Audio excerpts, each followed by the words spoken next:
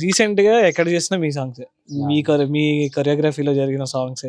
'రాను బొంబాయికి రాను' ఏ చెవులో విన్నా అదే వినిపిస్తుంది. అండ్ ఇప్పుడు రీసెంట్‌గా ఇద్దరిని లేడీస్‌ని పెట్టి ఆడిచ్చేసారు గట్టిగా. 'వెన్నెల డేటెక్ లేడీ.'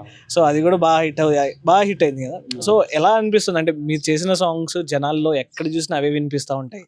సో మీరెళ్ళిన ప్లేసుల్లో కూడా మీరు ఎవరైనా వింటూ ఉంటే ఎలా అనిపిస్తది? అరే! నేను చేసిన సాంగ్ చాలా రీచ్ అయిందని చెప్పి. అంటే స్టార్టింగ్ ఫస్ట్ ఫుల్ హ్యాపీ అనిపించింది. దాని తర్వాత ఇన్న కొద్దీ ఇదే ఒకే సాంగ్ ఇంకో వేరే కొత్తయి లేవనిపిస్తది అన్నట్టు. ఓకే. అంటే ఫస్ట్ స్టార్టింగ్ కొత్తగా వచ్చినప్పుడు చాలా హ్యాపీ అనిపించింది. అరే!